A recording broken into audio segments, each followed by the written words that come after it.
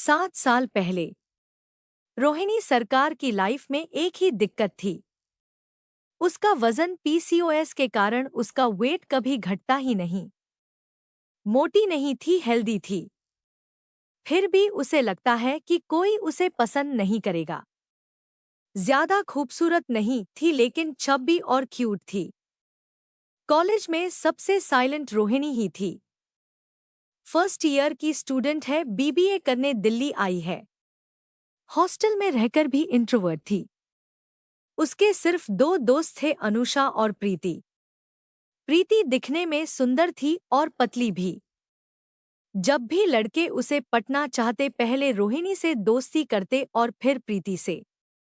इस बात से तंग आकर रोहिणी ने लड़कों से बात करना ही बंद कर दिया। उसका कॉलेज का पहला साल हॉस्टल से कॉलेज और बैक टू हॉस्टल में ही गुजरा।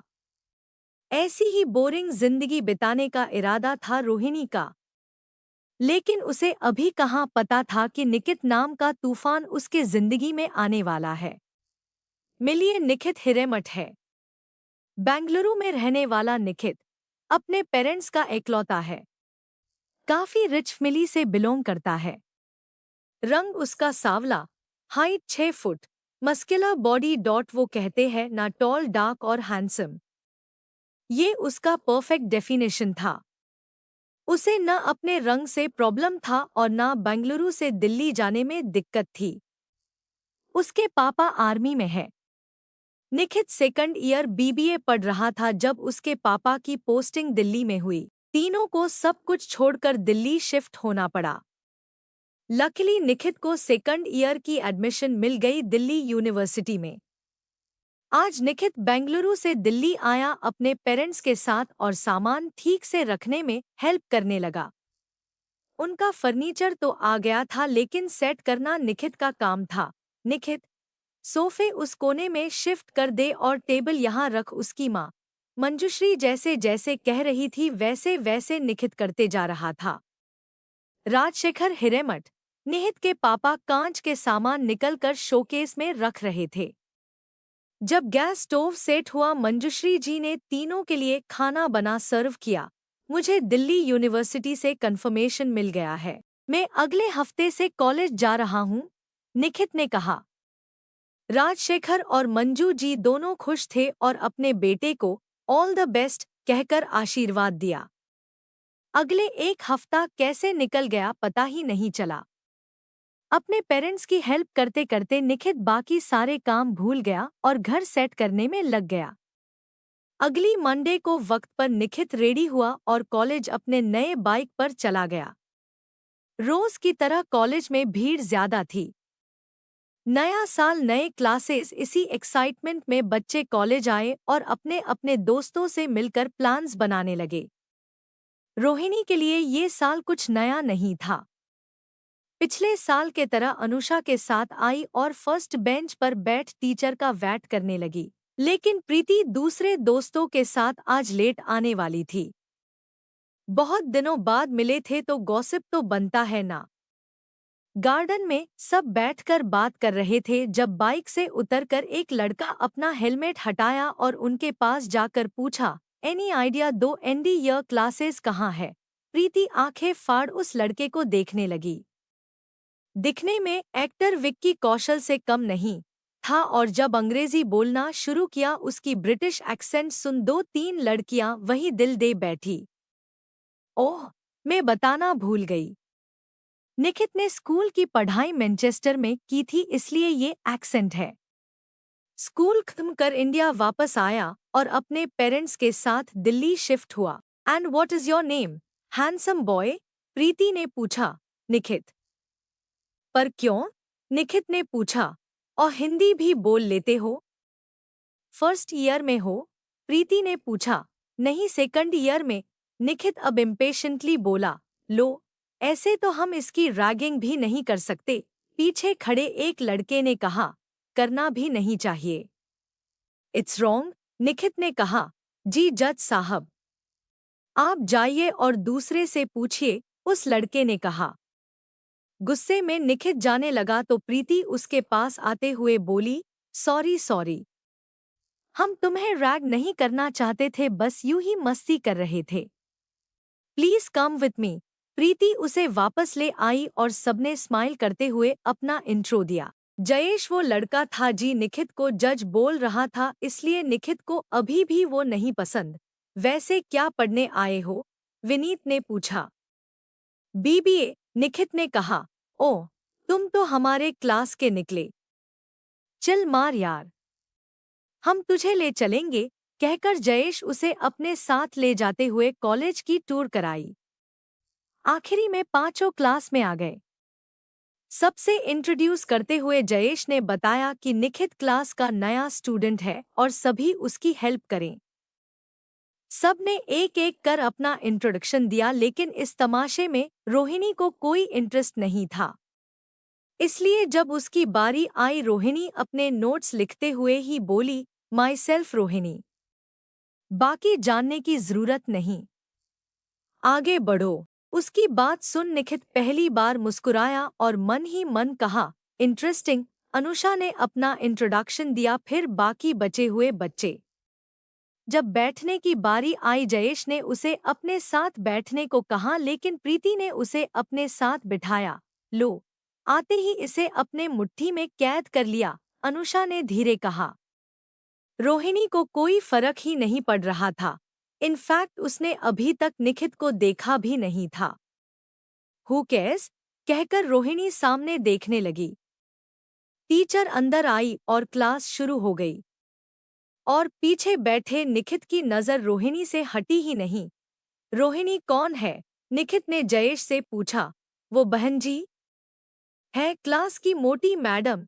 जयेश बॉडी शाम करते हुए बोला। जयेश की बात सुन निखित भी चिढ़ गया।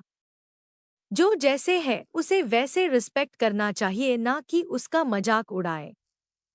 क्लास के बाद रोहिणी अनुषा के साथ बाहर जाने लगी, तभी निखित उससे बात करने पीछे पीछे गया, पर बीच में प्रीति आ गई। कहाँ भाग रहे हो? प्रीति ने पूछा। वो रोहिणी से बात करनी है, निखित ने कहा। बाद में बात कर लेना, मैं तुम्हें कैंटीन दिखाती हूँ, चलो, कहकर प्रीति उसे अपने साथ ले गई। जयेश, विनीत, तेजू भी साथ आ गई। कैंटीन में निखित रोहिणी को ढूंढने लगा।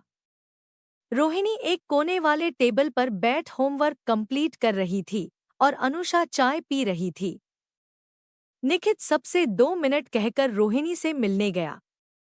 Can I sit? बोल निखित एक्स्ट्रा चेयर लिए बैठ गया। रोहिणी उसे गुस्से में देख सार्कास्टिकली बोली, यू कैन सिट। निखित की हंसी निकल गई। तुम हमेशा गुस्से में क्यों रहती हो? निखित ने पूछा। क्योंकि मुझे इमेच्योर लोग नहीं पसंद, रोहिणी बोली। जब तक बात नहीं करोगी तो पता कैसे चलेगा सामने वाला बंदा इमेच्योर है या मैच्योर? निखित पास रखे चम्मच के साथ खेलने लगा। पॉइंट। पास बैठी अनुषा बोली। निखित अनुषा को देख थैंक यू कहा और स्माइल किया। रोहिणी गुस्से में अनुषा को देखने लगी। रोहिणी की आंखें देख अनुषा चुप हो गई। फिर निखित को देख रोहिणी ने कहा, कभी कभी चेहरे पर लिखा होता है। पास आते हुए निखित ने पूछा, और क्या कहता है मेरा चेहरा? यही कि सारे हैंडसम लड़के बुद्धू होते हैं, रोहिणी बोली। अपने सीने पर हाथ निखित बोला, you wound me sweetheart. But let me tell you, मैं अपने स्कूल एक टॉपर था। 12th में स्टेट टॉपर, और अब ग्रेजुएशन टॉप करने का इरादा है। आखिरी सेंटेंस सुन रोहिणी हंसकर बोली, वो तुम भूल जाओ। टॉप नहीं पर सेकंड टॉपर बन सकते हो। अपना सर हल्का टेढ़ा कर निखित ने पूछा, क्यों? क्योंकि टॉपर की जगह मेरी है। पिछले साल भी और हर साल भी, रोहिणी ने प्राउडली कहा।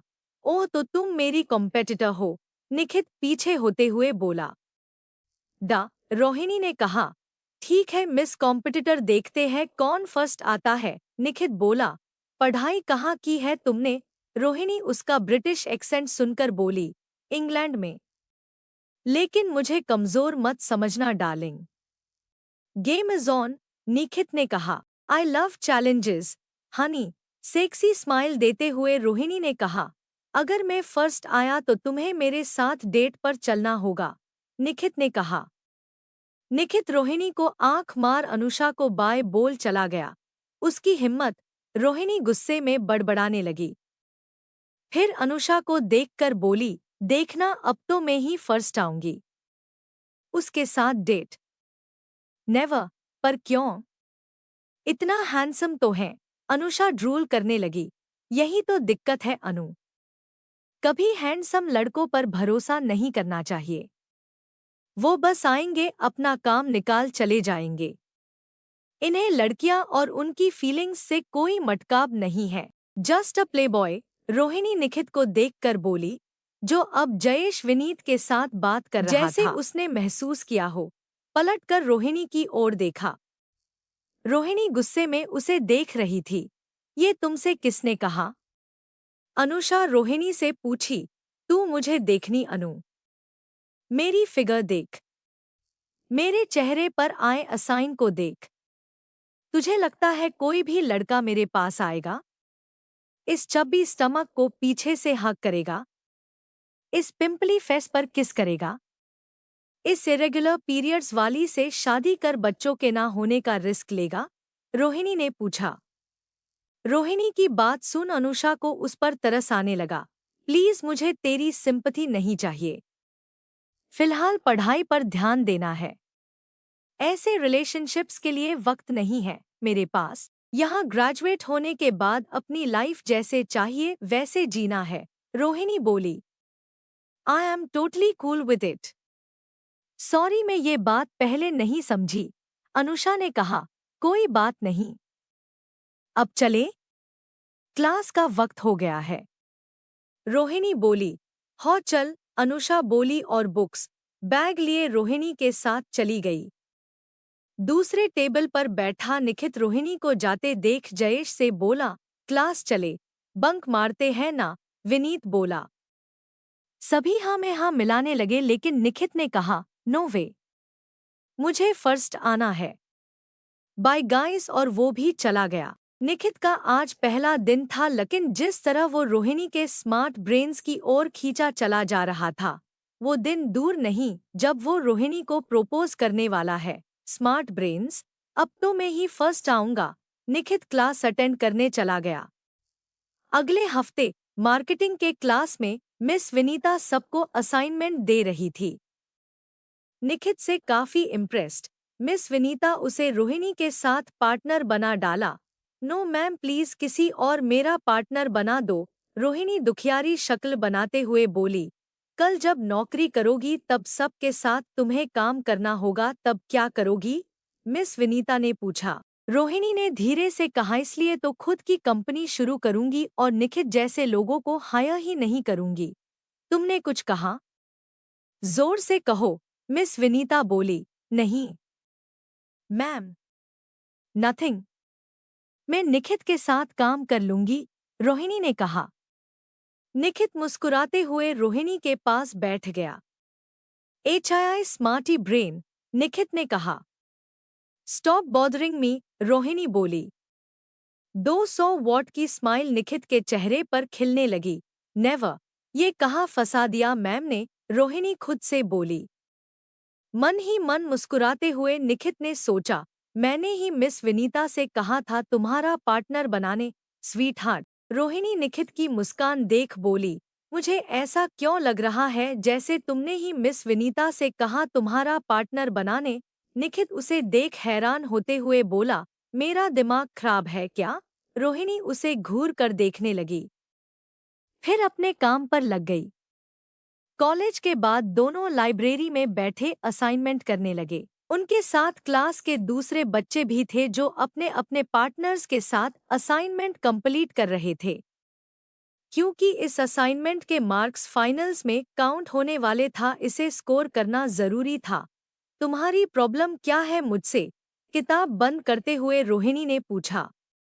अपना बैग पैक करते हुए निखित ने जवाब दिया, ज्यादा कुछ नहीं। तुम मेरी कॉम्पिटिटर हो और साथ ही तुम्हें पसंद भी करता हूँ। 2 इन 1 बेशरम लड़का, रोहिणी बुदबुदा कर लाइब्रेरी से बाहर जाने लगी। निखित उसे फॉलो करते हुए बाहर आया। कॉरिडोर में जब कोई नहीं था, मौका देखकर निखित ने उसका हाथ पकड़ा और खाली क्लासरूम में ले गया। क्या कर रहे? रोहिणी चिल्लाने ही वाली थी कि निखित उसके मुंह पर हाथ रख दरवाजा बंद कर लिया। निखित ने धीरे से कहा, लेकिन हाथ नहीं हटाया। रोहिणी को दरवाजा से सटाकर निखित बोला, हमेशा इतना हाइपर क्यों रहती हो? रोहिणी बोलने लगी, मम्मम। क्या? निखित बोला। निखित का हाथ अपने मुंह से हटाते हुए बोली, तुम्हें देखती हूँ तो हो जाती हूँ। पर क्यों? निखित ने पूछा। कॉम्पिटिटर बनना चाहते हो ना? मेरे तो ऐसे ही ट्रीट करती हूँ मैं अपने हैंडसम कॉम्पिटिटर्स को, रोहिणी बोली। उसके मुंह से शब्द निकलते ही समझा गई कि उसने गलती कर दी। क्या कहा तूने? रिपीट, निखित मुस्कुराते हुए बोला। कुछ नहीं, रोहिणी बोली और दूसरी ओर देखने लगी। मैंने सुना हैंडसम हूँ मैं। निखित उसकी ठुड्डी पकड़ अपनी ओर करते हुए बोला। कान बज रहे हैं तुम्हारे? रोहिणी बोली। अच्छा, अब मेरे कान बज रहे हैं? या फिर तुम्हारी जुबान दिल की सुनती है और वही बोलती है? निखित ने पूछा। रोहिणी निखित को धक्का देकर बोली, याप, यू आर हैंडसम। अब खुश? तुम्हारी सूरत ही प्रॉब्लम है मेरे लिए। अच्छे दिखने वालों पर कभी भरोसा नहीं करना चाहिए, specially tall, dark and handsome. तो प्लीज कृपया करके मुझसे दूर रहे। रोहिणी हाथ जोड़कर खड़ी हो गई। निखित के चेहरे पर आ रही स्माइल भी गायब हो गई। रोहिणी, निखित ने कहा, हम सिर्फ असाइनमेंट पार्टनर्स हैं, इससे ज्यादा कुछ नहीं। रही बात कंपटीशन की तो वो वक्त ही बताएगा कि कौन बेहतर है। तो फिलहाल लीव मी अलोन, बोल रोहिणी क्लास के बाहर चली गई। निखित रोहिणी को जाते देख तय किया कि अब चाहे कुछ भी हो वो रोहिणी को मनाएगा ही। 2 दिन बाद रोहिणी अनुषा अपने क्लास के बाकी दोस्तों के साथ बाहर आई थी। संजय और मानव।